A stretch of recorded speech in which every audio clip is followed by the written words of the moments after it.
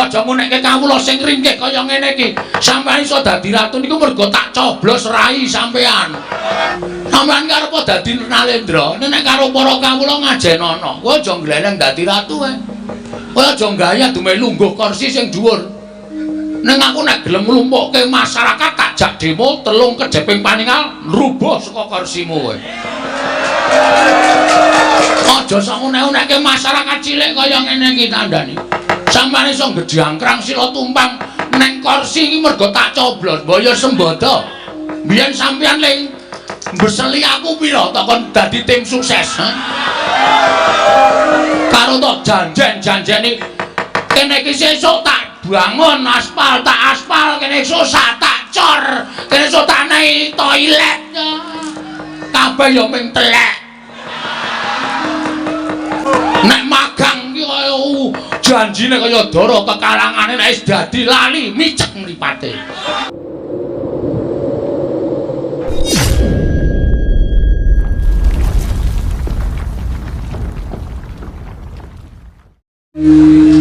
Mangagung mugi ngayomana marang Praja Ngamarta sak isinipun nun mangke Koko Prabu dereng sawetawis dangu rawuh paduka Kanjeng Koko Prabu jimat sesembahan kula Koko Prabu pangayoman kula ing Madyapada prapteng delahan Koko Prabu Ndhuwarawati salawuh paduka ingkang rayi ngaturaken pasegan panakrami kunjuk sandhapada paduka Kanjeng Koko Prabu jimat sesembahan kula Koko Prabu pangayoman kula ing Dwaraka Koko Prabu Sri Bathara Kresna ya jagat mangistung para wayapta jagat nun inggih Yayi sakalangkung bombong raos sing manehipun ing Ngaraka ing Dwarawati dupik kula tampi timbalan Paduka Yayi Prabu Ngamarta asung paseganipun Paduka Yayi sampun kula tampi karya bombong raos sing manah namung kemareng kula ngaturaken pudya pangastawanipun ing Ngaraka kunjuk ngersa Paduka Yayi Prabu kula pun dicundhaka panglingga murda amawakono kabagyaning gesang kula mboten langkung kaskecakno anggen jeng ngandika lenggah Koko Prabu Ndharawati kawula klon Yayi sampun mboten kirang prayogi bisawanipun ing Ngaraka ing Ndharawati dinten sakmangke menika wonten Praja Ngamarta Yayi Prabu Darma Aji miwah Koko Prabu Baladewa sarawuh paduka Kanjeng Koko Prabu ingkang rayi ngaturaken karaharjan tedhak paduka wonten Praja Ngamarta Koko Prabu Baladewa ing Mandura jagat wasisaning Bathara Wayapta jagat Pathik Indra Jaladewaku Yayi tansah pinayunganing kawidadan niring sambika sawanipun ing Ngaraka ing Mandura tansah pinayunganing kawidadan niring sambika Durga Mendhak Kala Sirna mboten manggilangan setunggal menapa sowan kula wonten Praja Ngamarta dinten sakmangke menika namung keparenga ing Ngaraka ing Mandura ngaturaken salam taklimipun ing Ngaraka kunjuk ngersa Paduka Yayi Prabu kadang kula ing Ngamarta Yayi Prabu Darma Kusuma kula pun dinggo jimat paribing gayanana ingkang santosan mboten langkung kaskecakno anggen jeng ngandika lenggah Koko Prabu Mandura kawula napa Yayi sampun mboten kirang prayogi pisowanipun Ngaraka ing Mandura dinten sakmangke menika wonten Praja Ngamarta Yayi Prabu Darma Kusuma wah Kresna kakangku aku ngaturake sembahku katura Kresna kakangku Dimas kadangipun Kakang Werkudara ya siap diatur bekti karo pun Kakang wis ndak tampa akarya bombong penggalipun Kakang ora liwat pangestunipun Kakang Tampanana Werkudara ndak gegem dadiake jimat bule kakangku aku ngaturake basaku katura Baladewa kakangku kadangipun Kakang Yayi Werkudara ya siadi ngaturke bekti karo pun Kakang wis tak tampa kanthi legawaning penggalipun Kakang ora liwat pangestunipun Kakang Mandura Tampanana Bratasena ndak gegem dadiake jimat ora liwat padha prayoga nunggonmu lenggah Werkudara ya kaya wis ora kurang kepenak praptanipun Kakang ya Werkudara kaya wis prayoga praptanipun Kakang ing Mandura Koko Prabu nadyan kula ngaturaken bekti kula kunjuk Koko Prabu kekalih Koko Prabu Ndharawati miwah Koko Prabu Baladewa Arjuna ndak tampa pangestunipun Kakang Tampanana ya Janaka Wis datompo sira ngaturke bekti karo pun Kakang pangestunipun Kakang Mandura Tampanana. Kula pundhingga jimat paripe. Dayanana ing kasantosan. Mugi kasih cakno anggen jengandika lenggah Koko Prabu kekalih Koko Prabu Ndarawati miwah Koko Prabu Mandura. Ya Arjuna kaya wis ora kurang penak. Ya Janaka. Kaya wis prayoga praptanipun Kakang ing Mandura. Koko Prabu sembah bekti kula kunjuk. Koko Prabu sembah bekti kula ngatur. Ya kembar ndak tampa.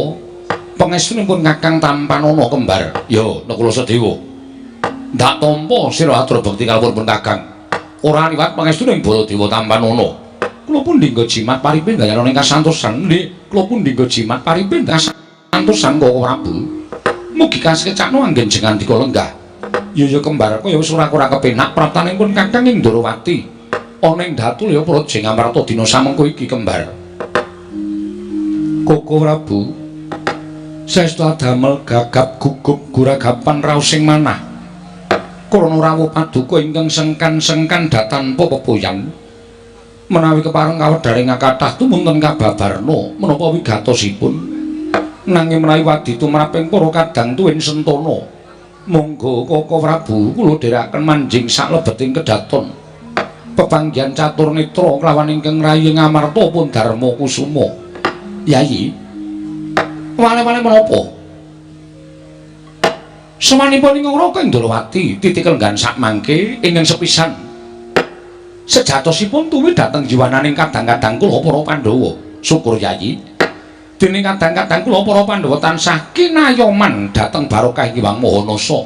Pun Kakang nderek remen. Koko Prabu sedaya awit berkah pangestu paduka Kanjeng Koko Prabu matur sembah nuwun. Dene dungkap angka kalih. Kedarang-darang suwanipun ingkang Raka Ndarawati prapteng Praja Ngamarta dinten sak mangke menika estunipun mugi andhadosna ing kawuningan. Suwanipun ingkang Raka Ndarawati dinten sak mangke nyuwun kawelasan dhateng kadang-kadang kula para Pandhawa wondene legeng kawelasan menika kala wau. Mugi paduka Yai Prabu sakadang wonten sukalaning penggalih amadangi pepeteng ingkang tumanduk dhateng Praja Ndarawati. Mila sowan kula Blakasuta namung badhe nyuwun senjata pitulung tumbak kenceng mring kadang-kadang kula para Pandhawa supados berat penandang ingkang sinandhang dhateng Raka Ndarawati menika Yai Prabu Darma Kusuma. Sewu-sewu kalepatanipun ingkang rayi tadah wadana Koko Prabu ngantos kejut raosing manah kula. Dene paduka paring dawuh rawuh paduka wonten Praja Ngamarta nyuwun senjata pitulung dhateng para Pandhawa. Ngemuti bilih paduka menika pengayomaning para Pandhawa, paduka menika pujangganing para Pandhawa. Bebasan Pandhawa menika ngendika seklimah tindak sepecak mboten ate kantun tansah tetarusan lan paduka Kanjeng Koko Prabu. Nanging sabab menapa dene sak mangke paduka paring dawuh bilih rawuh paduka namung badhe nyuwun senjata pitulung dhateng para Pandhawa. Kula nuwun sewu Koko Prabu, mengku swaraos ingkang kados pundi? Dene paduka paring dawuh ingkang mekaten Koko Prabu, Yayi, wonten timbalan. Ale-ale menapa? Estunipun sampun nuda kawis tigang candra etang kelenggan dinta samangke menika. Negari Ndarawati kados nampi welak ing Jawata. Negari Ndarawati kados ketaman pegebluk, kathah para kawula enjing sakit sonten ketiwasan, sonten sakit enjing kapralaya. Monggo sampun boten kirang-kirang nggih kula ngrawuhaken para Brahmana winasih sewa sugata miyang para nimpuna supados nambak rengkaning praja parandening katindakaken gagar wigar tenantuk karya. Nalika semanten kula rencangi sare nalite sesemek ron raja mula bebantal bata sarimbat. Madyaning prihatos kala wau pun Kakang nampi sasmitaning gaib. Inggih menika sasmitaning Jawata ingkang dumeling wonten ing Karna bilih negari Ndarawati saged waluya nirmala temah jati temah mulya menawi para Pandhawa ingkang suka sabiyantu bot repotipun ing Raka Ndarawati. Mekaten Yayi munggah menapa ing dadosan wonten Praja Ndarawati. Lho nembah punten Yayi. Mboten marah-barah pisan dhateng aturipun Yayi Kresna babar pisan boten nanging sanget boten nginten. Ing wanci enjing Yayi Prabu Kresna sampun rawuh wonten Praja Mandura sarwi tawang-tawang waspa. Sareng kula dangu menawa sababipun dene Kresna sowan dhateng negari Mandura sarwi tawang-tawang waspa. Kresna tuwuh matur Purwamadya lan wusananipun tinampi dhateng Ngraka ing Pandura. Nuwun sewu, mboten nama kula badhe ngetingalaken labatanipun Nyai Kresna menika babar pisan mboten, namung jagat menika sampun dados paseksen. Bilih antawisipun Ngamarta lan Ndrawati menika kalih kaliyan ngatunggal. Tiganipun ngemor menika Mandura. Sampun marambah makaping-kaping. Pendak-pendak para Pandhawa nampi ribet. Yai Prabu Ndrawati saged mudhari ribet menika kala wau. Pendak-pendak para Pandhawa nampi pepeteng. Yai Prabu Ndrawati saged mudhari pepeteng menika kala wau. Mila sampun satrepipun menawi Yai Prabu tumunten paring pitulungan dhateng kadang kula Yai Prabu Ndrawati. Kula inggih menawa dados saksi tama aturipun Yai Kresna bilih negari Ndrawati dinten sakmangke ketaman pegebluk ingkang madal saliring usada wondene sagedipun waluya nirmala temajati namung para Pandhawa ingkang suka sakbiyantu boten-botenipun kadang kula ing Dwaraka. Inggih Koko Prabu, namung kula nyuwun mangapunten gandeng Pandhawa menika mboten kula piyambak nanging klebet Werkudara Janaka miwah kembar menika ugi peranganing para Pandhawa. Mila menapa dipun kemarangaken kula nedya tetarosan langkung rumiyin kalih kadang-kadang kula para Pandhawa menika langkung prayogi Yayi. Sumangga latri andangu dhateng kadang paduka sekawan cacahipun. Werkudara, nggih. Ora usah dadak nganggo lidah sinambung. Pun Kakang ngaturake apa kang dadi wigatine Koko Prabu Ndrawati Siadi wis midhanget dhewe. Piye Dimas miturut panemuning Siadi Werkudara? Wah, yen pancen Werkudara dadi srana waluyaning Projing Ndrawati, nadyan aku mbok dawuhi munggah gunung njegur segara aku ora bakal selak waton dados sarana waluyaning Projing Ndrawati.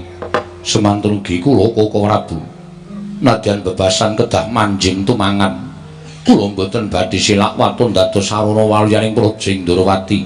Semanten ugi kula Koko Prabu, nadyan kadhawan mlampah ingkang tebih kula mboten badhe silak waton dados sarana waluyaning Projing Ndrawati.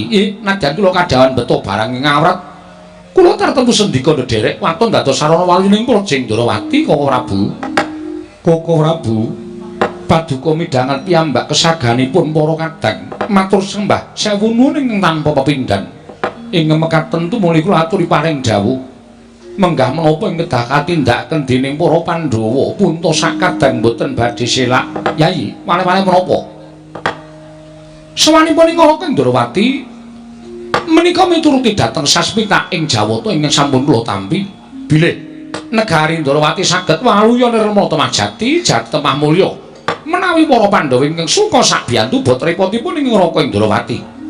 Mula mudos ing kawining nata Ngamarta Prabu Darma Kusuma.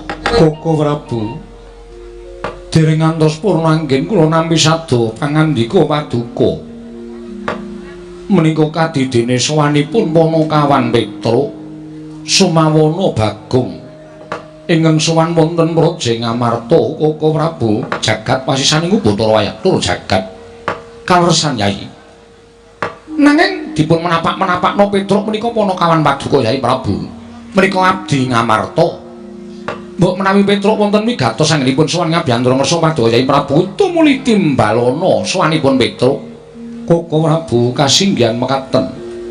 Mboten kinten babar pisan bilih Petruk sowan wonten negari Ngamarta. Menika sajaipun ngemu wigatos. Koko Prabu, nggih. Petruk sowan wonten negari Ngamarta, Panakawan Petruk. Lha iya, pun Kakang nggih wis weruh. Yen Petruk wae genep tata kramane. Ngandhake ento Petruk kuwi abdi negara Ngamarta ingkang ora tinggal marang unggah-ungguh lan tata krama. Saiki sawangan to, iki adine Petruk iki apa member kaya ngene iki. Lah ing atase munggah kraton kok nganggo training. Nganggo sabuke nganggo kolor kaya ngono kuwi. Ora nganggo sarung, ora nganggo kathok, sak piturute apa pantes Kresna?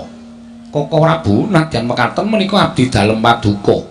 Mbok menawi wonten bab ingkang kirang prayogi tumanduk dhateng Panakawan Bagong. Wekasan kados mekaten kawontenanipun Bagong. Nun. Kok ora nganggo klambi, ora nganggo sandangan kaya kakangmu? Teles e. Teles piye? Karang nggih nganu kudanan terus kula pepe. Lah niki mau dijakali Petruk terus langsung budal. Antene nggih ngenten iki karang wong ra duwe sinuwun mboten napa-napa. Sing penting kula niku ora colong jupuk kula ora tumindak ala. Arep sandangan kula elek kaya ngeten. Sing wigati rak pokoke kula tumindake apik. Lho lah iya, aku yo mung ngandani yen to nganggo tata krama. Nggih nyuwun ngapunten diapunten nggih. Ya wis ora apa-apa sesuk meneh. Nek Suwan Ratu ngandhani nganggo ingkang jangkep. Nune nggih ngestakaken dawuh. Yai Prabu. Wonten timbalan Koko Prabu. Dumunten katimbalan nama wigatosipun Petruk dene sowan wonten negari Ngamarta. Menawi sekinten sowanipun Petruk menika sae, paduka Yai Prabu Gedang Legahi Bawa Laksana nanging menawi namung bebudhak banyu bening kawontenan praja ing Ngamarta. Kedahipun Petruk dipun emutaken. Koko Prabu kasinggihan mekaten. Mugi kepareng lenggah ingkang langkung prayogi.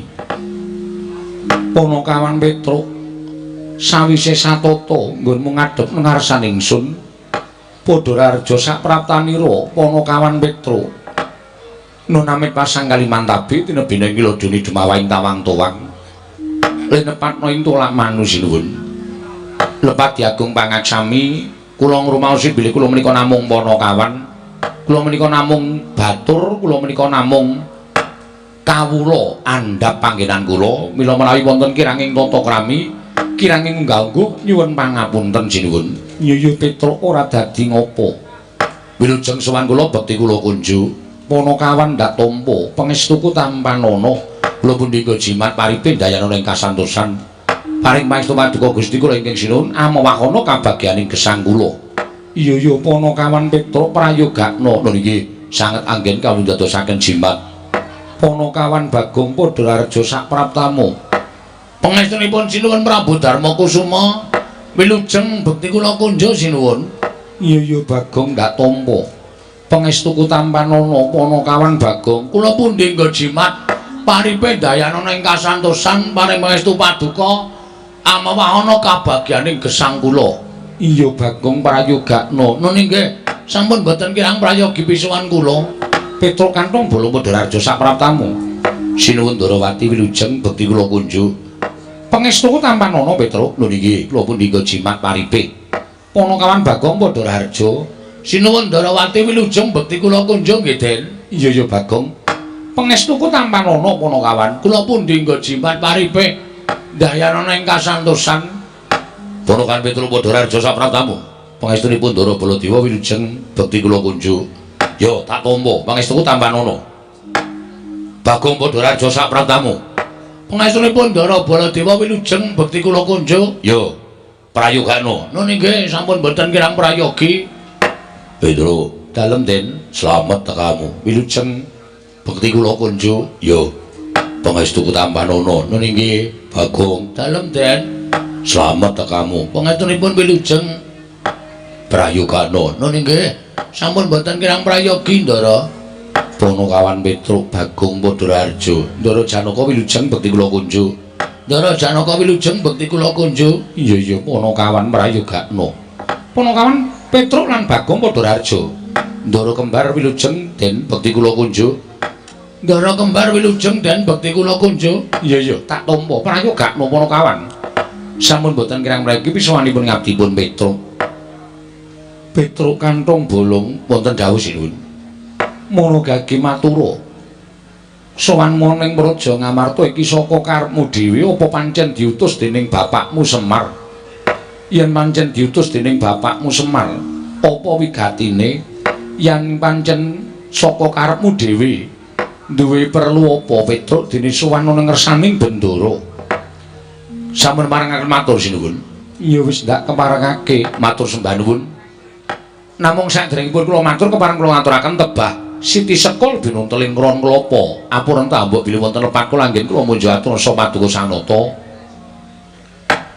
Menawi wonten cewek ngatur diagung pangaksami jar kula menika namung Ponokawan, kula menika namung batur.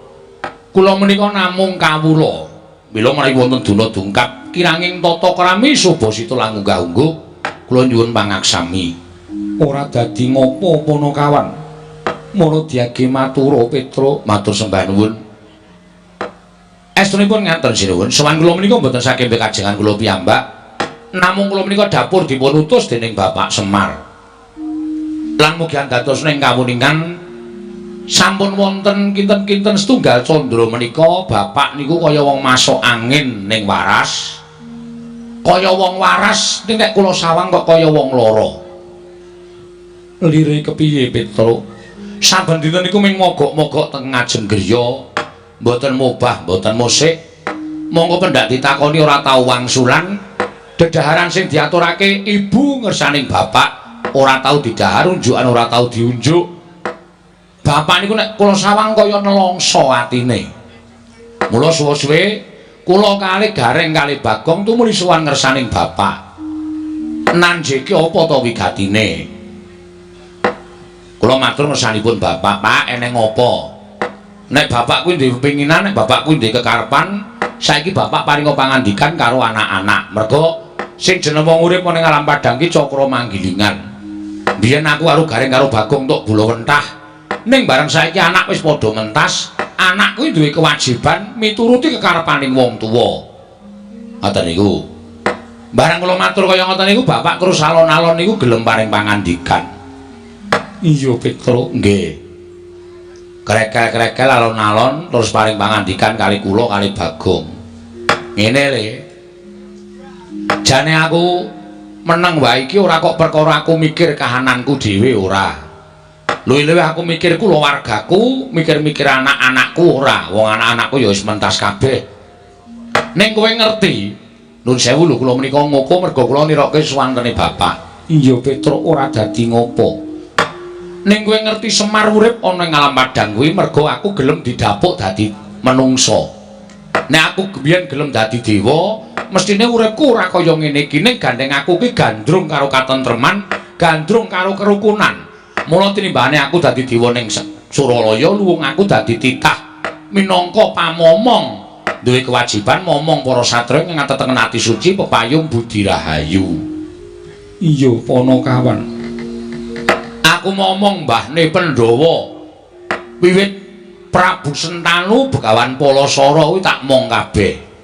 Ning aku rumangsa seneng momong sing gawe tentrem atiku ning sing gawe kabagyaning uripku nalika aku momong marang para Pandhawa. Sebab Pandhawa ki pepethinganing para titah, pepethinganing para satriya sing ngateteken ati suci pepayung budi rahayu. Nggonku momong para Pandhawa tak ati-ati wiwit kuncung nganti gelung, wiwit jabang nganti celaprang supaya besok Pandhawa ki dewasane dadi mustikaning para satriya. Dilalah kok kelakon. Ngamarta sing dilenggahin para Pandhawa kuwi mujudake negara ingkang adil, makmur, warata, tias bagya mulya, gemah ripah loh jinawi, karta tata turaharja. Kawula uripe padha ayem tentrem matsinamatan daya dinayan, tunggal cipta rasa karsa lan karyane. Mula ngamarta jaman semono kondhang negara ingkang panjang punjung kalukengrat ing bab apa-apane mesti kabeh padha meri marang negara Ngamarta. Iya Panakawan. Ning kok saiki ora kaya ngene ya, Tru. Kula terus matur, "Lah pripun, Pak? Ngamarta iki kok adoh sungsate karo biyen. Biyen kondhang negara kebak katentreman, biyen kondhang negara kebak karukunan. Ning saiki tontonen kawula Ngamarta sithik mboko sithik padha tetel kapercayane marang hukum, padha tetel kapercayane marang Ratu Gustine, wekasan akeh kawula ingkang padha nggudel bingung numbuk bentus nggugu sakarepe dhewe. Sawangan kabar sumebar ngendi-endi regejegan, ngendi-endi padha bentak sirah, malah ngendi-endi ana paten pinaten mung perkara bab ingkang sepele, mentara karo sanak kadange, mentara karo mitra karuwe, luwih-luwih mentara karo sedulure. Kanan sing kaya ngene iki kok aku miris, Tru. Nek kanan kaya ngene iki tak nengke wae, Ngamarta kuwi ora nganti sak siliring bawang, sak umuring jagung, sak uruping damar, mesti negara Ngamarta bakal rubuh remuk bubuk dadi rempon. Mergane apa? Kawulane wis rumangsa ora tentrem. Lah apa to sebabe kawulane kok rumangsa ora tentrem? Merga ana jarak ing antaraning kawula lan Ratu Gustine. Ratu Gustine ora gelem nyaket kanang para kawula. Kawulane ora percaya karo Ratu Gustine. Lah menika papan-papan panembah ora padha diparani, papan-papan pas pasinaon ora padha diparani sing diparani papan-papan maksiat. Mula Ngamarta saiki lagi tak arani anjlok morale para kawula. Merga wis ora ngerti rasa kamanungsan, wekasan akeh regejegan, akeh sing padha nggunakake hukum rimba sakarepe dhewe, mongko lali yen to melu sawijining negara ingkang duwe pernatan hukum ingkang wajib diugemi. Iya Petruk, nggih. Nah, kanan sing kaya ngene iki arep tak dandani, Truk. Bapak ngendika ngoten. Bapak ajeng dandan-dandan pripun? Merga nek iki nganti rusak tenan negara Ngamarta, sing disalahke sepisanan karo Dewa Uduka Pandhawa ning Semar. Semar sing momong para Pandhawa kok gagal sarta ora kasembatan mujudake negara ing adil makmur warta tias bagya mulya. Mula sing ditutuh aku ora sembodo dadi pamomong, ora sembodo dadi pengayom. Mula nek nganti Ngamarta iki tak nengke wae, aku sing kesalahan. Lah, aku meneng wae iki aku duwe gagasan kepengin bangun kayangan. Lah kula mak tratap. Semar kok bangun kayangan niku Semar niku nuwun sewu wong sekeng, wong ora duwe, wong melarat. Kok arep bangun kayangan niku terus kula tuwuh tandha pitaken. Saderenge kula matur kata-kata kersanipun Bapak, Bapak wis ngendika, kowe aja kaget. Kowe aja kaget. Aku nganggo tembung bangun kayangan iki ora bangun papan sing magrong-magrong, papan sing apik, papan sing becik, saka emas mutiara jamrut hergeni kuwi ora. Ning aku pengen bangun negara Ngamarta kuwi uripe kawulane embane kaya ning kayangan. Kayangane kebak maksinamatan, kebak karukunan, kebak katentreman, ora ana rasa diya-dineya, ora ana rasa meri siji lan sijine, anane mung padha tetunggalan manunggal, sayuk rukun yen abot padha dipikul yen enteng padha dicangking niku kayangan. Lah mulane aku pengen mujudake Ngamarta ki embane kawula uripe kaya ning kayangan. Kula matur, wah niku bab sing mboten gampang lho, Pak. Gampang. Waton Pandhawa gelem rawuh ning Karang Kadempel, sinambi mundi pustaka Jamus Limasada, aku iso mujudake kayangan sing mapan ana negara Ngamarta. Lah sebabe napa kok Pandhawa kudu rawuh teng Karang Kadempel? Merga Pandhawa arep tak kanthi dadi siji karo para kawula. Pandhawa arep tak kanthi nyawiji karo para kawula. Merga kawula kuwi ora perlu dinahi dhuwit, ora perlu dinahi brana picis, ning dicedhaki rasane, dicaketi karo pengarepe. Dicaketi atine. Kawula nek dicedhaki atine dening para pengarepe niku mboten sah diwenehi napa-napa, panjenengane mesti bakal sengkut gumregut mbangun negara. Merga wis rumangsa digatheki karo Ratu Gustine. Mila sowan kula ngersanipun Sunan Prabu Darma Kusuma menika ingkang sepisan ngaturaken sembah bekti ingkang ngangka kalih nglulusaken gegayanipun Bapak. Inggih menika mboyong para Pandhawa rawuh wonten ing Karang Kadempel sinambi mundi pustaka Jamus Miang Jimat Limasada mujudaken negari kang adil makmur warata tias bagya mulya. Cekap semanten atur kula. Wassalamualaikum warahmatullahi wabarakatuh. Iya Petruk, nggih. Wis rampung, Gong. Wis kari ngenteni jawabane piye? Ha iya. Menawi nganti Sinuwun Darma Kusuma kersa rawuh ning Karang Kadempel, awak dhewe ngaturake panuwun. Nek ora takoni alasane apa. Merga ya awake dhewe mbantu karo para Pandhawa iki ibarate sikil dienggo sirah, sirah dienggo sikil. Nek nganti mung diaturi rawuh ning Karang Kadempel kok semaya gedhe-gedhene ora kersa kuwi. Wis nek ngono Pandhawa kuwi pancen ora ngerti karo bales budi. Ora ngerti karo kabeciane awake dhewe sing wis dilakoni. Petro dalem. Aku tak taren karo kadang-kadangku dhisik ya Petro. Oh monggo, mboten napa-napa, mboten masalah. Langkung prayogi taren, merga menika mujudaken satunggiling pirembagan supados samangke saged kasembatan panjenenganipun Bapak Semar. Menawi panjenengan sarujuk Ndara Werkudara ora cocok, menika ya ora bakal mlaku. Panjenengan kali Ndara Werkudara pun mathuk pun gathuk, Ndara Janaka ora mathuk niku ya ora mlaku. Mula 5 cacah menika kedah manunggal dados tunggal. Kedah saged tetunggalan rawuh wonten ing Karang Kadempel sinambi mundi pustaka Jamus Miang Jimat Limasada. Werkudara, nggih.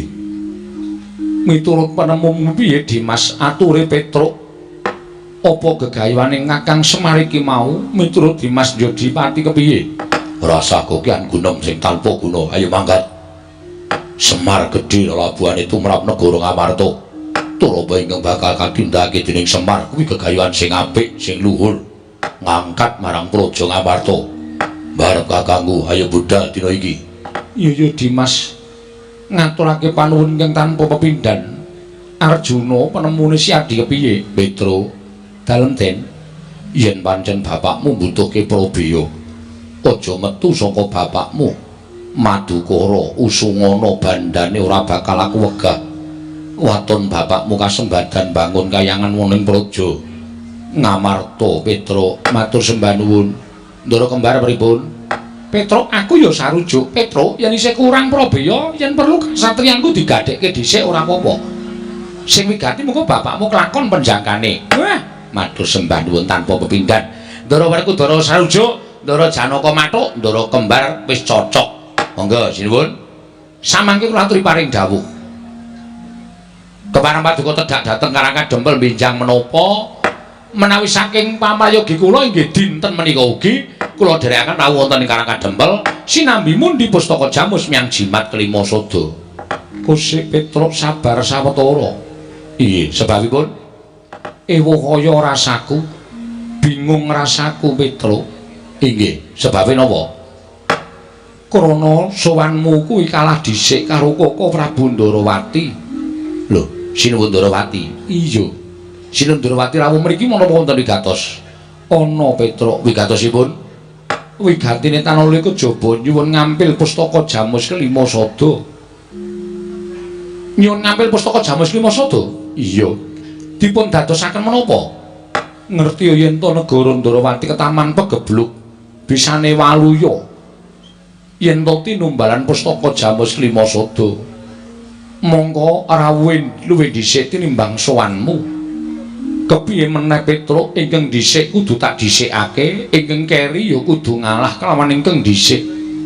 Mula kang sangka kuwi yen to bapakmu kepengin rawuhing para Pandhawa kudu ngenteni pustaka jamus kelima sada kinarya usada negara Ndarawati dhisik.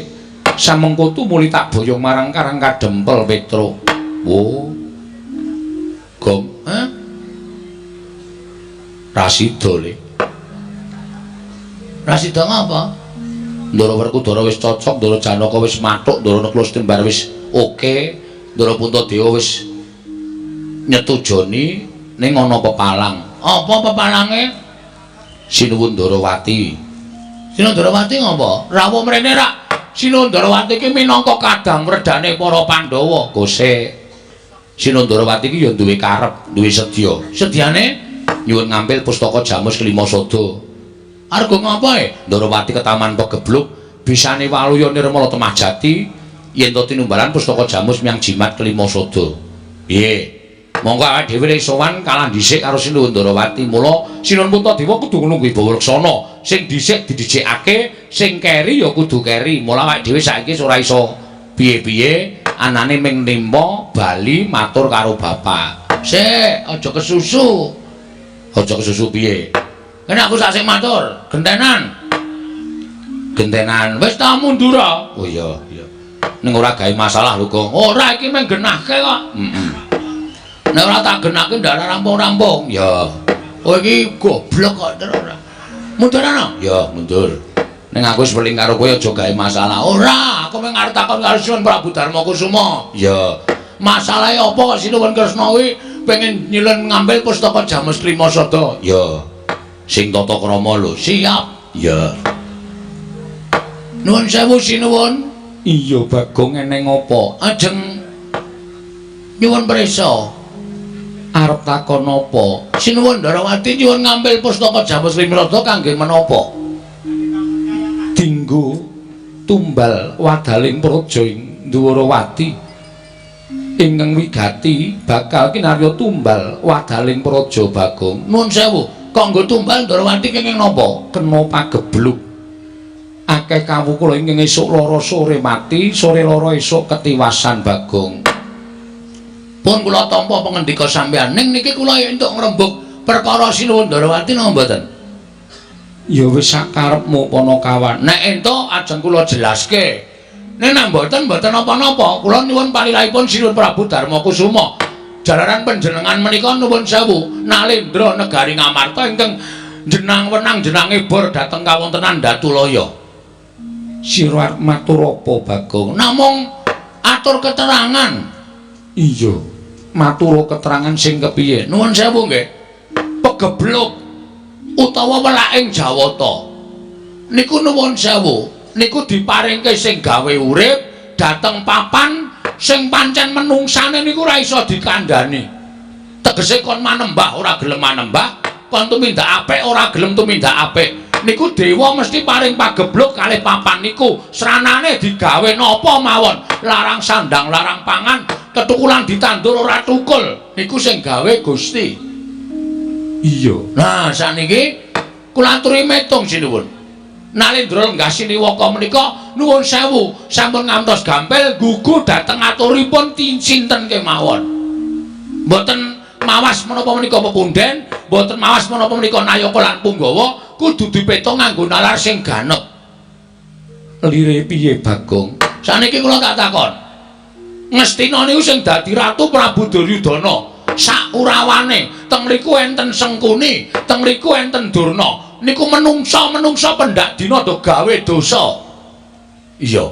Ning rak kok ora ketaman pegebluk.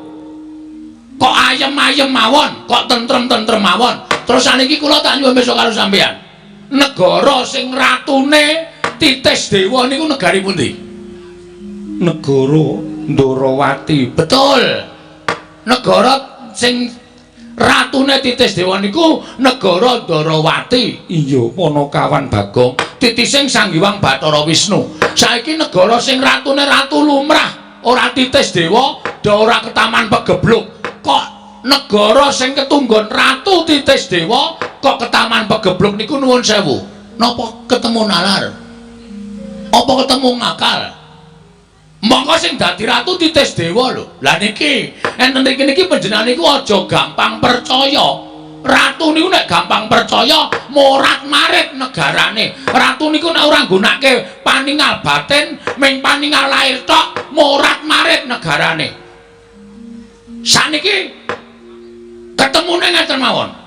Ketemune piye Bagong? Nuwun sewu, jaman sak mangke menika aja percaya karo wong sing paling cedhak kalih panjenengan, aja percaya karo kanca sampeyan. Nuwun sewu rencang sampeyan.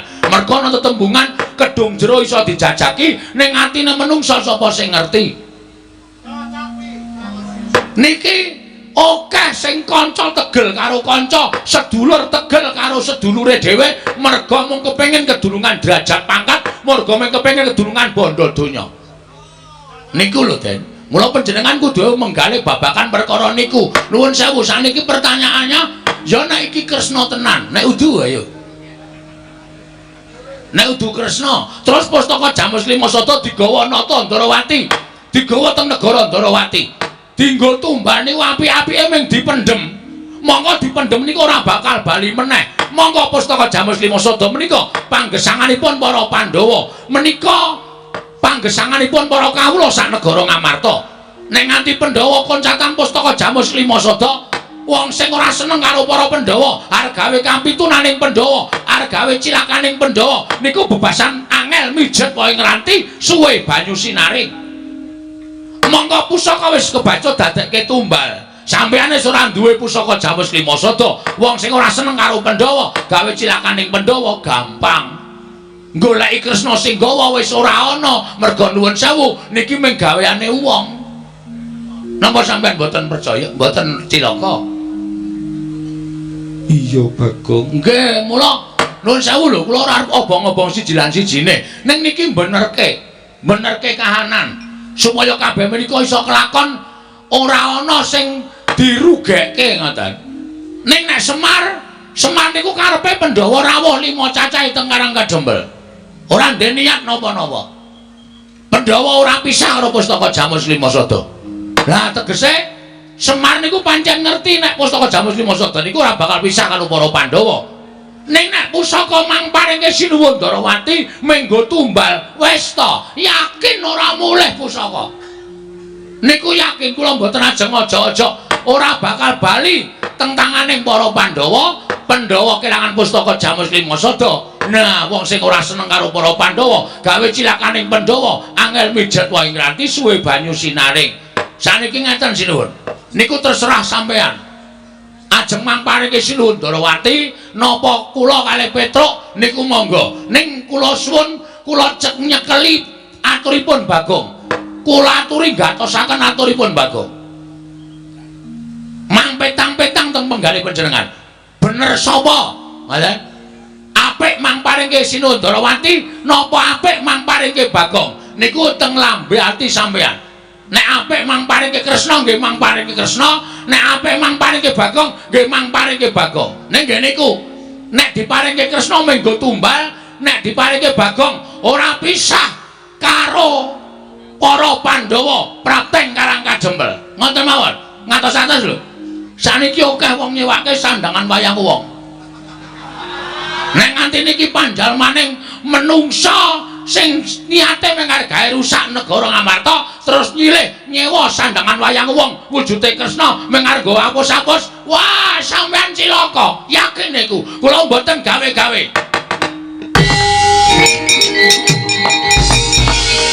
Harus mari jajalan skurtaning bawura iblis lanat. Bagong. Ponokawan Bagong. Mudiar kowe. Aku ora iso omong karo kowe to, rasa sok gawe masalah. Ora sosok gawe perkara. Lho, kowe ngunek-unekke sinuwun Darawati kakangne nesu.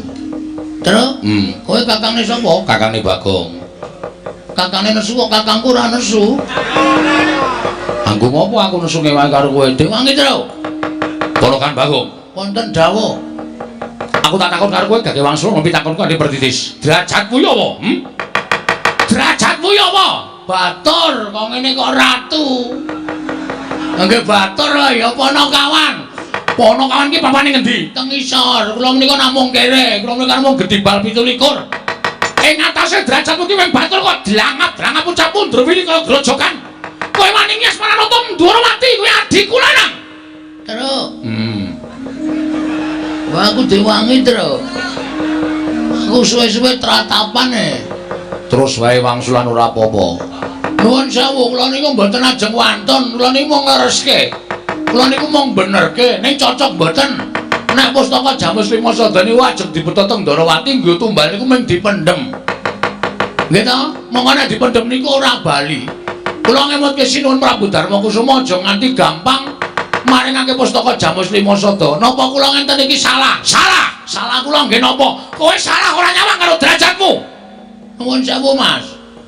Sane kula tak takon, sampeyan niku titahe sapa? Titahe sing gawe urip. Kula ya titahe sing gawe urip. Kowe karo aku ki padha, Mas. Sing bedake mung derajat karo pangkat. Ngoten, nek di mata Tuhan kita itu sama. Sama-sama manusia. Aja sok tumindak kaya ngono kuwi, aja sok ngelokke kowe kere, kowe Gedibal. Kowe ki wong elek nyolok mripat. Dosa, Mas. Tandane dosa sampeyan aja gagas kaya ngene iki, aja ngunekke kawula sing elek kaya ngene iki, aja ngunekke kawula sing ringkih kaya ngene iki. Sampeyan iso dadi ratu niku mergo tak coblos rai sampeyan. Gong, kowe le omong malah dadi masalah iki. Cerewet kowe mena. Untal dasmu sisan. Kon ngewangi ora gelem malah meden-medeni wis kowe cengok. Alah denane bacot wani ya bacot nyemplung kali. Wis terus yo mengkari ndodok. Lho. Kok mengkari ndodok piye ora? Samane ngunanake karo Bagong kleru. Napa kula kluput? Kula ngemutke ratu Gusti kula. Napa kula kleru? Kula ngemutke ratu Gusti kula. Prabu Puntadewa niku ratu Gusti kula. Nek ratu Gusti kula enten napa-napa nganti cilik lara gedhe mboten wonten terus sing mbayari kula ben sasi sapa? Kula wajib ngemutke ratu Gusti kula sing kleru.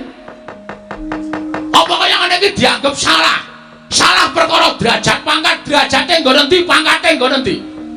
Kula tak takon karo sampean. Sapa-sapa arep digetak, sapa-sapa arep digetak. Dumeh dadi ratu galak. Tangger iki wis saiki ayo. Muni ya. Ombo-ombonan cangkem. Ombo cangkemku kasih. Sero suaraku kok. Lho ora lho iki tenanan. Sing tau nek kowe meneng wae kok kakangne nesu-nesu iki ngopo? Mergo aku tresna karo adikku lanang. Terus? Kowe tresna ora karo aku? Nek kowe tresno kowe muni ngono iki, Tru, men aku marem, Tru. Emoh, oh setan iki. Ora gelem muni ngono to? Ora. Kowe wani ngasmane Kyai Prabu Ndrawati padha karo wani karo Nata Mandura Prabu Baladewa. Kowe wani ngelani jajane Kyai Prabu Ndrawati padha karo wani karo Nata Mandura Prabu Baladewa. Kowe ngilo karo kahananmu. Ing atase Semar arep bangun kayangan iki Semar iki derajate apa jiwa aku tak takon. Semar iki derajate apa? Aku tak takon kok wani bangun kayangan. Kowe ora gagas to, kowe iki ora ngerti sejarah iki, Mas. Lho, kowe ora basa karo aku, tak basanono wong sampean wis ora ngajeni karo aku. Sampeyan karep dadi Nalendra, nek karo para kawula ngajenono. Kowe aja gleleng dadi ratu wae. Kowe aja gaya dume lungguh kursi sing dhuwur. Ning aku nek gelem nglumpukke masyarakat tak jak demo telung kejeping paningal rubuh saka kursimu kowe.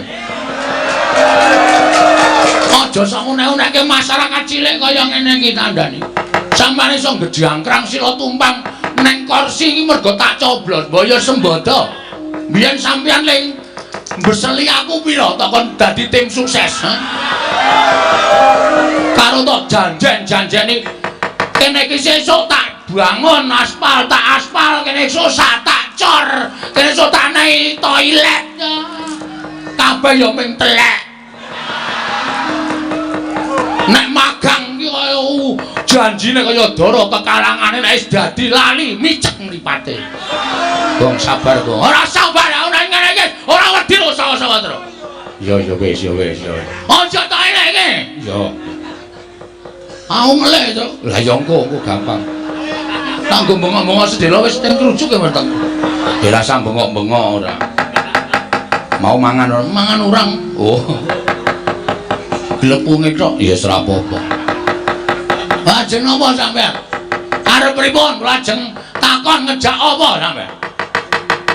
Wis rasa kekan gunung saiki kuwi Bali. Nun, saiki Bali. Bali piye?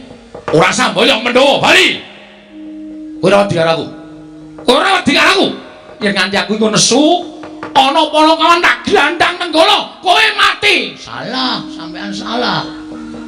Salah, Mas. Pati uripe Bagong ora ning tangane Baladewa. Apa kowe punane sing gawe urip apa piye? Hah? Mulane aku nang ndi-ndi iki ora tau klamben, mergo aku wong ora tau wedi mati.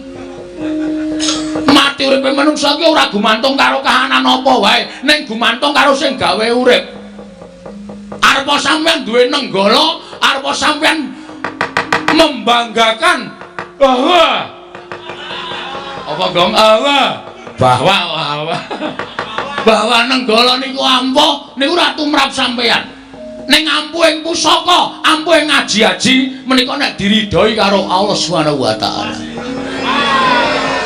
Nek Gusti ora ngeparengake pusakamu ki ampuh, ambok tok tamake apa-apa ora bakal ampuh. Ngono? Ya jalu piye tokno nek ora percaya. Nek iso mlebu nang wetenge Bagong berarti aku dipesthekke mati saka tangane Prabu Baladewa. Nek Bagong ditamani nenggala ora apa-apa, kewirangan kowe bol. Lho. Bol piye? Jenengmu sapa? Baladewa, tundang bol kok ora gelem. Apa kon ngundang boyok ngono? Dhuwure bol. Dhuwure bol jengkolmu ora. Angkeme ora. Wah. Ngono kok ora di karo Baladewa. Ora mboten wedi karo sampean. Bebasanipun ngaten sinuwun. Sakranjang koprak ngendikaning Prabu Baladewa, kula lebetke kuping kiwa tak tokke kuping tengen. Ning sekelima ngendikaning Sinuwun Prabu Duryudana. Lho. Puntadewa Gong. Wah, Puntadewa lali. Bakal kula agem. Badhe kula agem lan badhe kula estaaken dawuhipun. Para parswane jajalan. Yen ngono cetha kowe wani karo Baladewa. Cetha kowe wani karo Baladewa. Wis saiki bali kono karo bapakmu. Bapakmu iki kon eling, bapakmu iki kon mulat karo kahanane.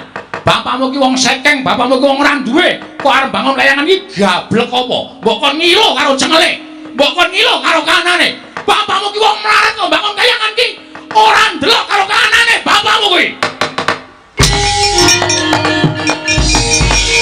Bong, nganggo sopan lho. Kok njuruk ngadeg metenteng ngarepe Prabu Baladewa, Tru? Iki wis kelewat ukuran menungsa iki.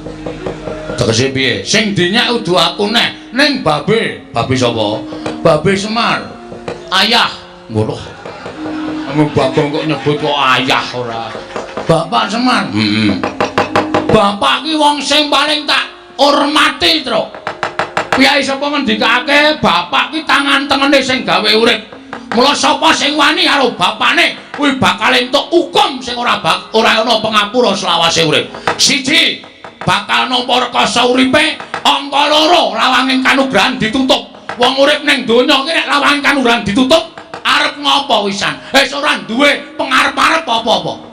Mula nek nganti bapakku dieceh karo Ratu Mandura sing jeneng Baladewa iki. Baladewa iki aku ora trima lho.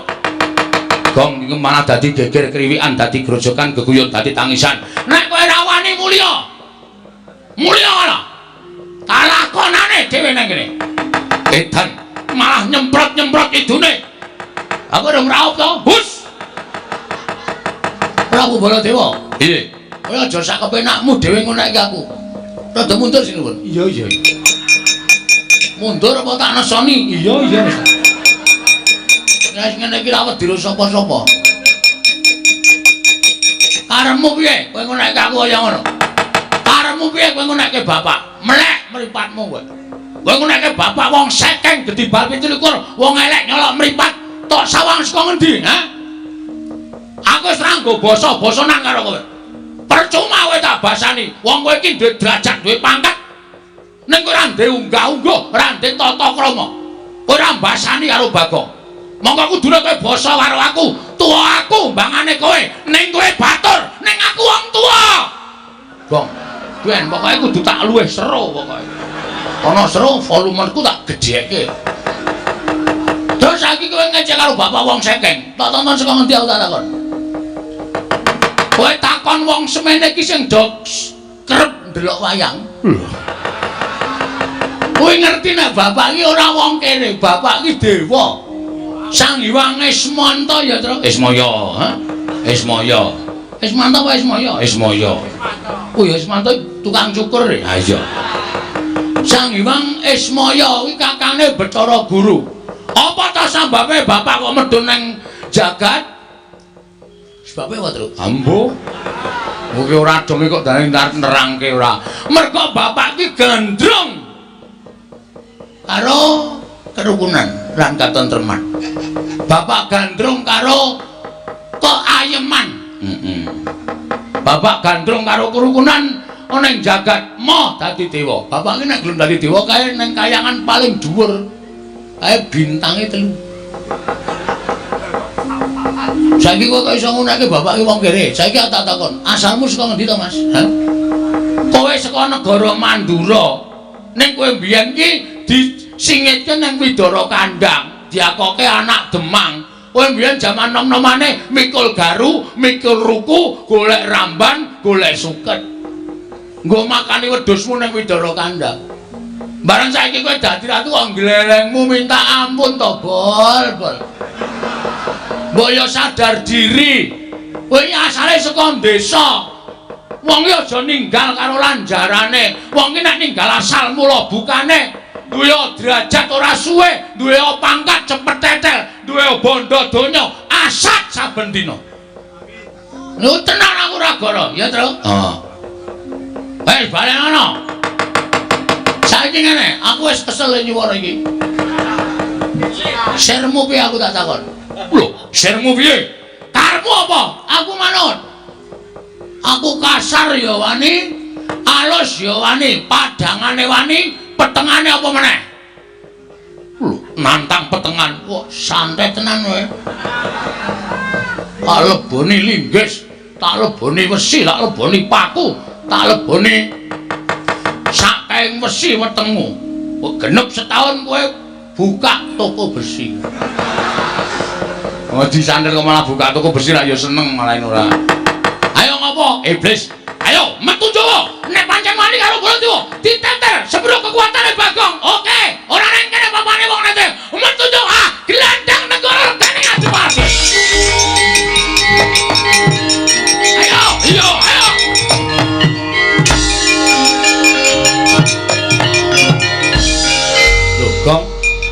kok balik meneh.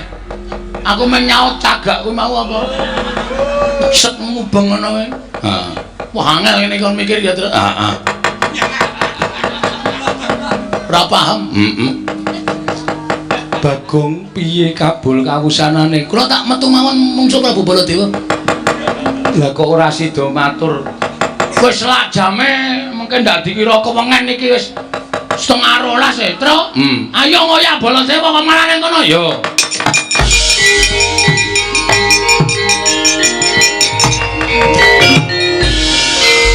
Koko Prabu mboten kinten bilih kamuntranipun praja Ngamarta tumunten kados mekaten Yayi. Malah kula menika estunipun lingsem dene Koko Prabu Mandura lah kok nglanggati pikajanganipun para Panakawan.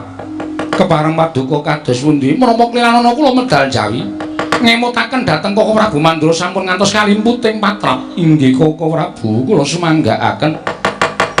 Namung kula suwengan sampun ngantos dadosaken pasulayan. Kula nyuwun pamit Yayi. Pun ngakang ora kepengin yen to negara Ngamarta dadi pasulayan. Mula Dimas matur marang pun Kakang sapa ingkang mantes nampa pustaka Jamus nyang jimat kelima sada. Aku percaya marang kabijaksananing barep. Arep mbok paringake Kresna kuwi ya kabijaksananmu. Mbok paringake Panakawan kuwi ya luwih prayoga. Monggo aku percaya marang barep.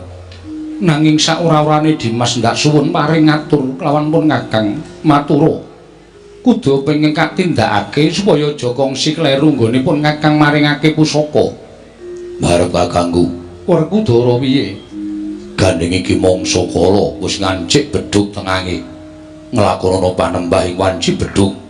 Sawise nglakoni panembah, wah, barep kakangku ndak suwun ngucapake asmaning Gusti marambah makaping-kaping nganti entuk wenenganing sing gawe jagat. Kadanging pun Kakang Dimas Werkudara pun Kakang ngaturake panuwun kanthi cara mengkono pun Kakang percaya lamun Gusti bakal paring pepadhang tumraping negara Ngamarta. Kula kinten menapa dipun ngendikaken Kakang Mas, kula rumaja lan kula mathuk Koko Prabu Arjuna kula wonten paring adhaw. Tatanen para wadyabala lan kawula aja nganti ing wedha kasempyok ing aradan. Werkudara, nggih. Siadi metu njaba. Tatanen para wadyabala aja nganti ning kena aradaning peperangan. Ya ngestake dawuh. Babar pisan budana kang padha sebengsun kundur kedaton. Kaya wis ora ana dawuh maneh Dimas Harya Werkudara. Ndara Janaka. Iya, Kakang Semar kowe ngemrapta ning Karangkadempel. Enten apa, Den? Kok sampean rawuh enten Karangkadempel? Kakang Semar, mestine Kakang Semar wis antuk ature anakmu si Bagong nggone mbok duta menyang negara Ngamarta, ya kuwi bakal mboyongi marang para Pandhawa. Ah, nggih. Panjenengan anakku lho Bagong wis crita akeh-akeh. Babakan anggenipun Petruk pasulayan kali Ndara Baladewa nglabuhi sampeyan. Wekasan Petruk kendhang kapracondhang kontal kaprapal. Duka tasih urip napa sampun pejah kula piyambak mboten mangertos. Kakang Semar, mestine Kakang Semar ora bakal kekilapan yen to satemene ingkang mboyong pustaka Jamus Klima Sada kuwi dudu nata Ndarawati. Mangke riyen ning blegere sinuwun Kresna. Mula sampeyan ora usah dadak selak, sampeyan ora usah dadak kanthi pawadan Ndara Janaka. Semar niku napa sing dumadi katon wonten ing netra nggih niku sing kula percaya. Monggo Bagong ngendikake utawa atur kali kula nek sing nggawa pustaka Jamus Klima Sada sampeyan. Mula sampeyan lajeng selak kaya ngapa? Niki dadi pedamelan sampeyan balekake pustaka Jamus Klima Sada kalih goleki teng pundi dununge anak kula Petruk. Nek Petruk tesih urip, syukur mangayu bagya. Nek Petruk pun pejah, kula njaluk kuandhane mang bekta teng Karangkadempel. Ajeng kula rukti sak tataning panembahing Petruk, Ndara Kresna. Jagat wayasan niku Bathara Wayakura jagat. Ya, Kakang Semar. Tak selak ana tanpa guna jer kuwi kewajibaning Nata Ndarawati. Yen pancen iki kabeh mbok pasrahke marang Kresna, aku ingkang bakal ngupaya menyang didununge pustaka Jamus Jimat kelima Sada. Sartane arep ngangin-angin kabar menyang didununge Petruk. Apa wis tekaning pati apa isih urip? Mengko aku bakal paring ngabar kelawan Kakang Nayataka. Matur nuwun, Den, matur nuwun. Dene sampeyan tanggung jawab perkara lakon iki. Sampeyan ampun kuwatir kula kanteni anak kula nala garing kali Bagong. Manginggal budal saking Karakadempel ngupaya pustaka Jamus Klima Sada. Arjuna kula wonten paring adhawu. Ora usah dadak mesgol ati mayuh. Digoleki kanthi lega-legawaning ati. Muga-muga Jawata paring pituduh menyang diduneng pustaka Jamus menyang Jimat Klima Sada. Monggo Koko Prabu kula dherekaken Kakang Semar nyuwun pamit. Nggih, mugi-mugi lebda ing karya nggih Ndara. Legegek ugeg sadule tomel. Kok kaya ora sak mempere nek aku terus utusan nata Ndarawati karo Ndara Janaka ngupaya pustaka Jamus Klima Sada. Ndak dikira wong tuwa omong enak-enak lungguhan sira tumpang kendangan dengkul. Den, ampun kuwatir kula ngawat-awati tindak sampeyan saking katebian Ndara Kresna, Ndara Janaka.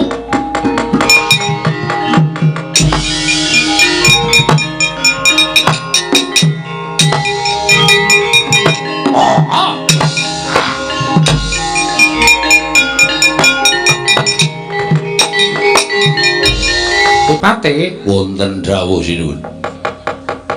Wiwit budal saka negara ing awu-awu langit, Ratu Gustimu aku Prabu Dewaningrat ing pangajap sumusul kawan bapa Penemban Dewa Kahana ing nalika semana ninggal praja ing awu-awu langit sago bakal nglulusake panjang kaku nggonku dadi ratu ning negara Ngamarta. Nanging nganti tekan dina iki lha kok dadi ora ana kabar kawusanane. Tumuli sira tak kanthi nyabrang segara prapteng tanah Jawa. Lah banjur bakal menyang ndigone awake dhewe ngupaya menyang didununging bapa Penemban Dewa Kahana ingkang sago gawe ringking para Pandhawa. Sinuwun saenipun sampun ngantos kesesa.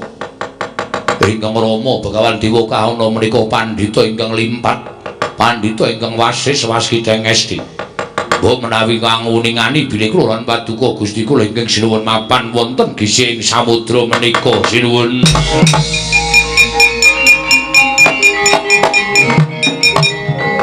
Pandhita kang kinarya wangsit pindha kumbang hangajaping madu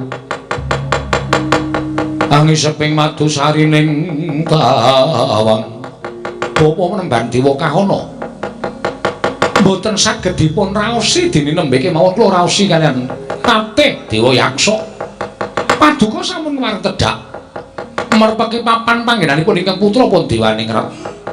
Anak Prabu eneng apa lah kok nganti keraya-raya nyabrang segara? Apa iki sira anak Prabu ngupaya pun bapa? Inggih Penemban.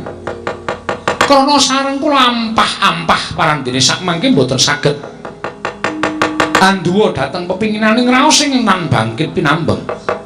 Anggen kula kepengin dados narendra wonten negari Ngamarta. Sakmangke kula badhe nyuwun priksa Penemban. Panjenengan sampun sagah ngupaya keringkianipun para Pandhawa. Sakmangke kula nyuwun priksa, lajeng keringkianipun Pandhawa menika mapan wonten pundi? Mara gage midhangetna ya nggir. Iki pusaka wujud layang druwang putih, mulus putih. Iki ingkang winastan pustaka Jamus Myang Jimat Klima Sada. Nggonku ngimpi-impi kepengin ngrebut pustaka iki nganti wis sawetara suwe mapan ana ing praja Ngamarta. Tumuli aku entuk srana Membanata Ndarawati ingkang tuhu kuwi dadi pengayomaning para Pandhawa. Wekasan Pandhawa ora padha cubriya kelawan aku. Pustaka Jamus Klima Sada diparingake marang aku lan saiki wis ndak asta ning astaning Begawan Dewa Kahana kula Dewaningrat wonten dawuh. Ngerti ya nggir. Pustaka Jamus Klima Sada kuwi panguripaning para Pandhawa. Yen Pandhawa koncatan pustaka Jamus Klima Sada kuwi upama kowe bakal mateni Pandhawa 5 angel mijet wae ngranti suwe banyu sinaring. Pandhawa ora bakal bisa nglawat Dewaningrat. Waduh, ngaturaken panuwun ingkang tanpa pepindhan. Aton sumringah pasuryaning anak Prabu. Krana sampun gumana musik wonten paningalipun ingkang putra Pandéwaningrat. Anggen kula badhe kelampan lenggah damar Prabu Negari Ngamarta. Sirmu piye nggih? Mboten wonten ingkang kula ajab kejawi amung saged mbondo Pandhawa gangsal. Lah banjur keparengmu dinten menika badhe kula ampyak Negari Ngamarta. Sira ora nggawa wadyabala sak wutuhe. Najan kula mboten wadyabala sak ketahipun nanging Bapak Penemban sampun saged mbeta pusakanipun para Pandhawa. Pandhawa tentu sirna sae tanganipun ingkang putra Pandéwaningrat Penemban. Wah.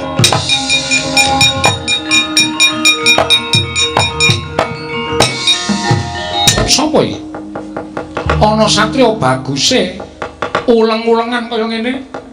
Mongko saka pangasaku aku ning negaraku ki wis bagus-bagusing para ratu, para narendra. Lah kok tekan kene malah ana satriya bagus ora jamak sapa? Raden Janaka. Kowe sapa Narendra Muda? Narendra ing awulange Prabu Déwaningrat. Prabu Déwaningrat ya. Nlonjong botol kang dadi tindakmu ana ing laladan negara Ngamarta. Sediamu apa? Mung kepengin ketemu karo para Pandhawa. Raden, Pandhawa wis ora bakal suwe lono urip ning alam padang. Pandhawa bakal tekaning pati sabab Penemban Dewa kaono wong tuaku bapa guruku wis kelakon ndusna pustaka Jamus Myang Jimat Limasada. Mula Pandhawa bakal tak tingkesi mbaka siji. Tak pateni aku lenggah dampar ke Prabu Negara Ngamarta, Raden. Harus maning jajalanan wong kang kaya kowe Déwaningrat. Ayo ndi kang aran Dewa kaono ora mbalekke pustaka Jamus Limasada tak tugel janggane. Lho. Lah kok dadi kowe sajake murina karo Déwaningrat? Lek nomoripatmu gadekno gobokmu. Satring Madukara Raden Janaka aku panahing pangenengahing Pandhawa Déwaningrat. Walah dalah. Sing idane muni macan apa abamu? Malah babar pisan tak ibarate aku ngethok wit sing gedhe ora tak jujuk deleke ning tak piprili pang-pange. Kowe dhisik tak bondo mung kari dulur-dulurmu. Mara jajalan legane atiku.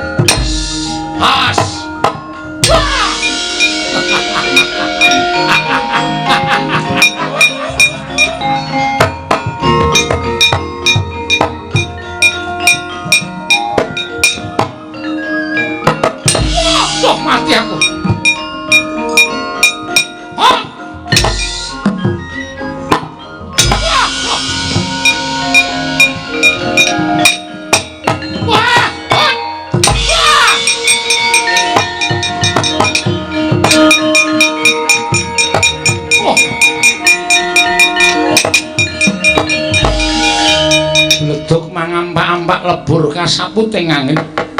Lah kok dadi anakku Déwaningrat bondo yuda karo sapa? Penemban. Kula sampun pinanggih panengahing Pandhawa Raden Janaka. Menapa ing Madukara ndikaken sedaya kula wau boten wonten nyatanipun. Lho. Lah kok dadi ngono? Nyatanipun Janaka koncatan pustaka Jamus Limasada tasih gedhaya. Sekti kalintang jayaning perang. Nembe sekedhap kemawon kula sampun dipun ajar denipun Janaka minggira kamanane pusakane.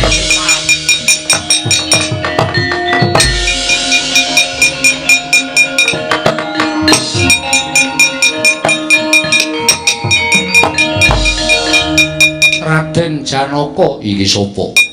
Begawan Dewa kaono kowe sing nyidra pustaka Jamus Limasada dasar kepara nyata. Ora mbok balekke tak cangking siramu damu dadi kandha kowe. Ayo amuk.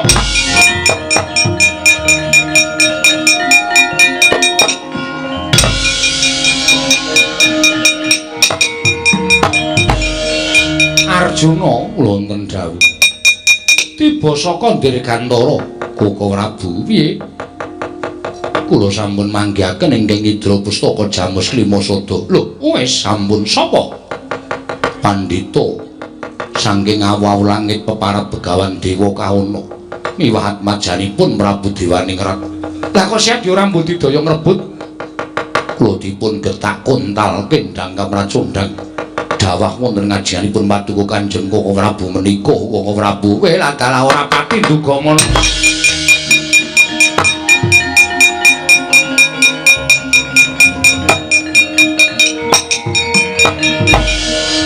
Janaka wonten dawuh.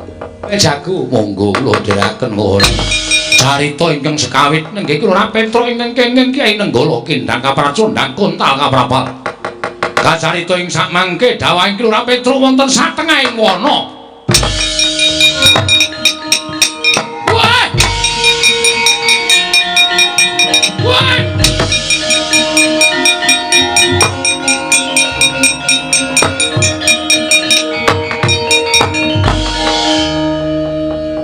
Nek dipikir-pikir ya ora ketemu ngakal. Nek kena Nenggala wis jam 3:30 mau kok tiba 3:30. Saking suwene wah ya ngliwati pirang-pirang pulo. Nek ora apa-apa nang jeneng ya wah ya iki piye kok. Oh dadi ning alas kok ana wong dodol soto ya. Oh ambune kok breng-brengan tekan kene. Nah enak. Bilani bapak nganti malah ketuyung-tuyung uripku tekan tengah ngalas ngene. Wah, jan mir. Gong kowe sida omong bojoku nek aku ora mulih 3 dina kon nyameti tekan 1000. Lah sing dislameti isih meger-meger e, Wer. Sing dislameti sapa, Gong? Kowe matur karo bapak nek aku ijek urip. Ning kowe ya ora ngerti nek aku ijek urip ya, Wer. Aku janji kaya ngene kanan kowe ki arep kepiye lor kidul wetan kulon ya ora weruh kiblat. Gek rungkute ra jamak-jamak kaya nek ning alas aku iso urip. Bebet entuk apa tak bleh tak pangan. Ning ora ngerti kiblat. Nek mungsuh kewan galak wae iso mlayu iso endo. Nek mungsuh demit terus dicucuk mbun-mbun aku.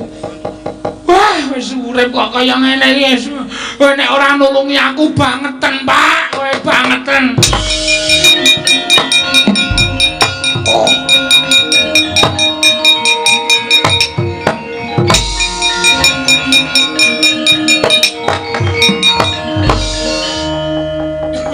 Andel ora. Bangsa lembut kira iso dirasani kok. Lagi tak rasani cucuk mbun-mbun aku. Krembyah. Ora pangling mesti gendruwo iki. Petro, lah ngandel lah. Setan ngerti jenenge wong. Kowe sapa? Wah, lah dalah. Wah iya. Petro, kowe ora tepung karo aku. Kok sajake tambuh karo awakku kowe. Lah wong tuntut ngerti kok sampean sinten, sampean tunggu wit pundi? Sing tunggu kretek pundi kula tak takon. Aku dudu demit, aku dudu bangsaning jin. Lah bangsaning napa? Saiki aku bangsaning dewa, yen biyen pancen bangsaning jin. Bangsaning jin? Iya.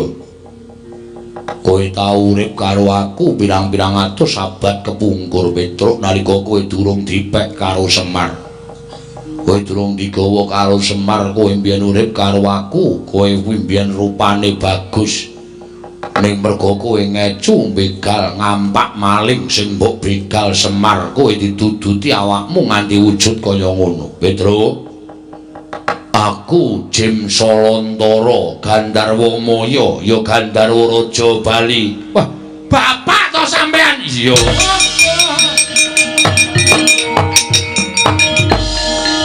Wah, ya wis pirang-pirang abad ora ketemu ya mula ora aneh nek kula lali. Iya, Petruk. Nggih, wilujeng, Pak. Iya. Saniki ngasta teng pundi? Aku aku saiki dadi Dewa Petra. Wah, malah sampean mulya dadi dewa. Kula mang dawuh melu Semar seprene malah kere terus kaya ngenten iki ra mundak-mundak. Iya, Petruk, ning pancen kodratmu pancen ngono. Nggih. Kok mrepeki kula? Kowe susah. Lah nggih kaya dipisah karo kulawarga. Ya aja susah. Kanthi cara mengkene kowe ingkang bakal bisa menehi pepadhang tumraping bendaramu Pandhawa. Lan kelakon penjangane Semar ya saka kowe. Napa nggih? Iya. Carane jero ngalas kaya ana sendhang jenenge Sendhang Malih Warna. Nyemplunga sendhang aja wujud Petruk, mengko kowe dadi sarana padhang kahanan negara ing awan. Kesake jauh.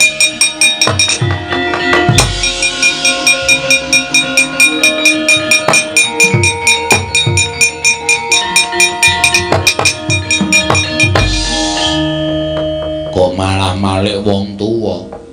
Mas tuwa wae. Ana enom malah do kepensut malah. Pokokan masalah. Ya wis tuwa wae ngono. Nggih, Nganggo jeneng sapa? Demang Wangun nggih, Pak. Wangun. Demang Cakrawangsa. Demang Cakrawangsa. Nggih. Aja lunga-lunga nang kene wae. Delongkas pepundhenmu do tekan kene njaluk tulung karo kowe tulungono. Kuwi dadi pancatan ngono bali karo bapakmu Semar. Lan iso gawe padhang pepundhenmu Pandhawa. Ah.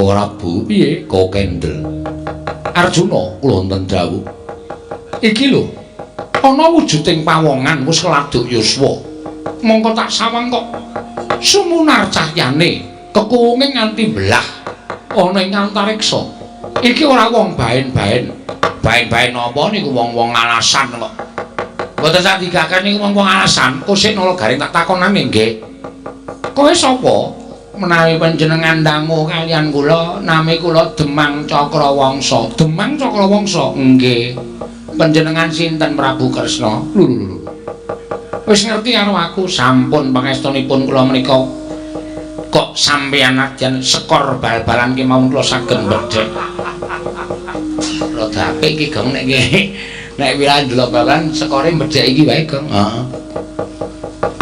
Wonten wigatos menapa panjenengan marepeki dhateng kula Cakrawangsa wonten timbalan aku kuwi bingung sababipun merga aku kuwi duwe mungsuh ampuhe kegila-gila jenenge Dewa Kauna sing nyolong pustaka Jamus Nyang Jimat Klimasada nek aku njaluk tulung karo kowe sagu ora lah nek panjenengan ngersakaken kula tulungi kula ya sagu tenan sagah nek kowe sagu pustaka Jamus Klimasada rebutan yen perlu Dewa Kauna patenana sampun pikantuk idi palilah paduka Gusti kula wis tak keparengake nyuwun pamit aturi mriksani tandang kula sinuwun.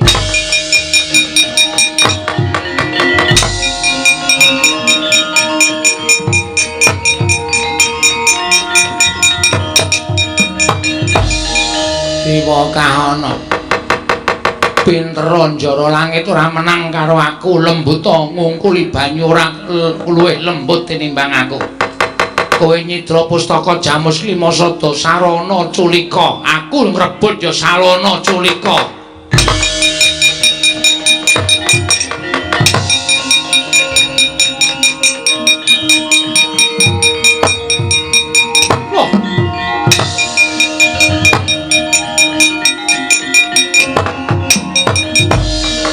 anak Prabu kok lenggah neng kene Premban kula menika ngantos bingung Rama pendak-pendak kula majeng mangsa Pandhawa kawon kula mundur nyuwun pambiyantunipun Bapak Premban majeng malih kawon malih mundur malih nyuwun biyantu kula menika ngantos namung wirawiri kaya ratu bodho lunga-lunga kula nuwun sewu nek pusaka kula betane parang mboten nyah tampanana gawanen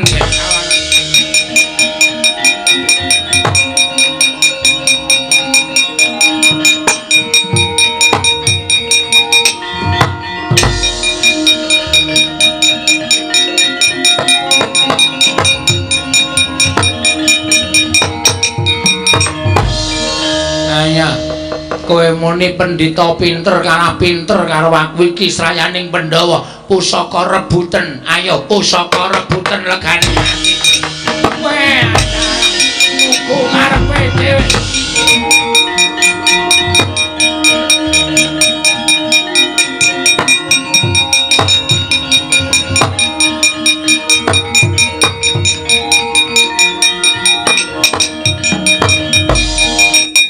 sampun sinuwun lho kok wis piye pusaka tak tampa pendhitane dipateni sisan nulung iki aja ketanggungan aja mung separo-separo nulungi ya sak kabehe paten ana sisan nyuwun pamit tambahe pangestu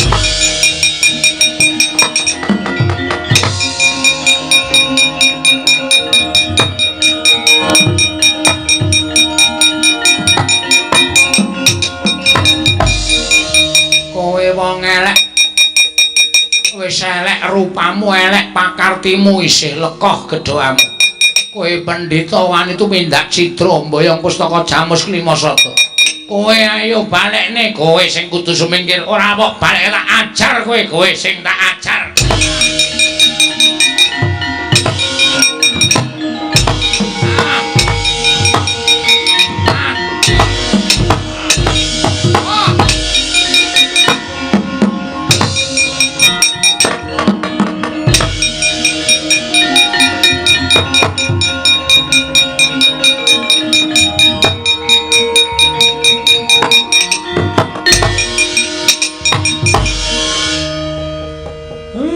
sapa iki gawe kaget mak telepek kaya telek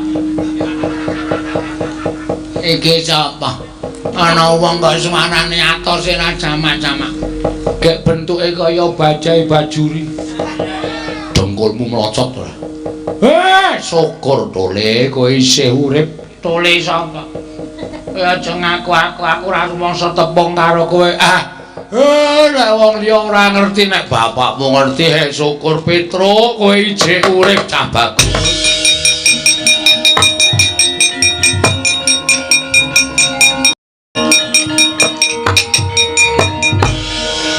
kaya titis men ora titis piye Petro pustaka Jamus Klimasata pun matur sinuwun Ndrawati pun kundur Pak syukur ning sinuwun Ndrawati tenan to estu nek niku lah terus ming sing nyolong pusaka ngamuk Pak namine Dewa Kahana karo Dewaningrat sapa Dewa Kahana wah aku mung suwe banget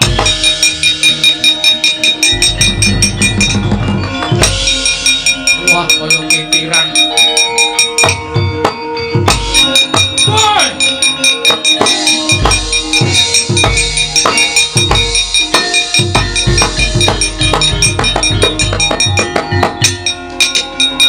sapa piye kowe arep lali karo aku kok sapa kowe Dewa Kahana dengkulmu mlocot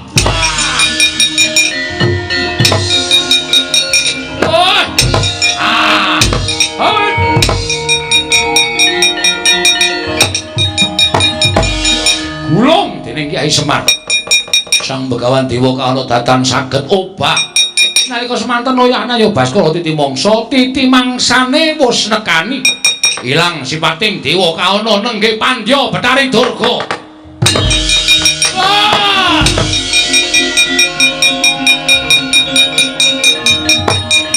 mati aku banyak senang kapok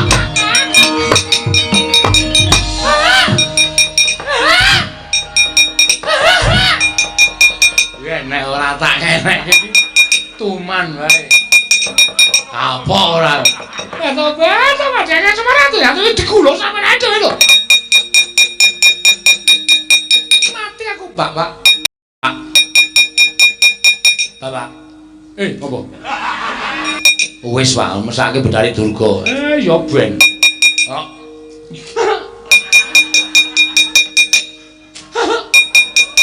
Tugel gawite Pak, men gawe-gaweku dhewe arep apa? Tobat. Kakang Semar kula sampun tobat, Kakang. Kamu mau kabar? Tobat. Ayo bari. Inggih. wadya balamu jak bali. Inggih ngestaken dawuh. Baju barat tumindak elek ning desa Ngargosari kene mungsuhe Semar. Ngestaken dawuh. Ayo mulih. Inggih. Aduh. Aduh.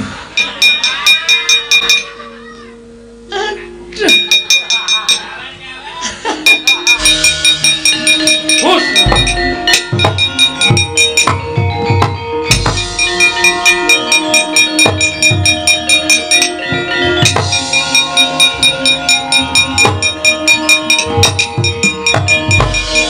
Kanjeng Ibu sampun wujud kados ngaten.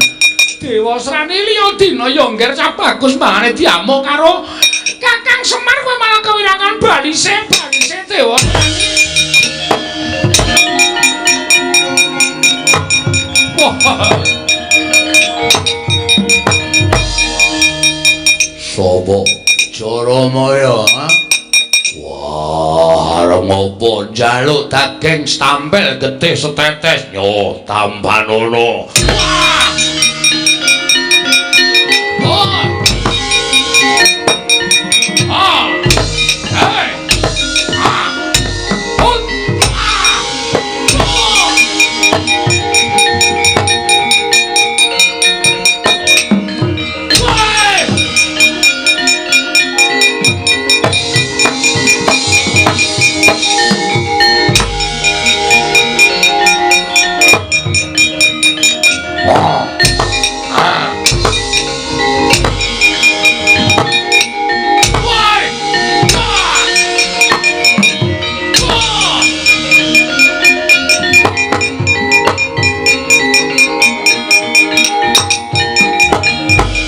Karsa madangi jagat tuk mungu-mungu paneng sapucaking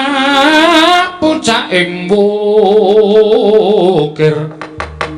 marbak bangsu mirat keneng soroting surya mega lan gunung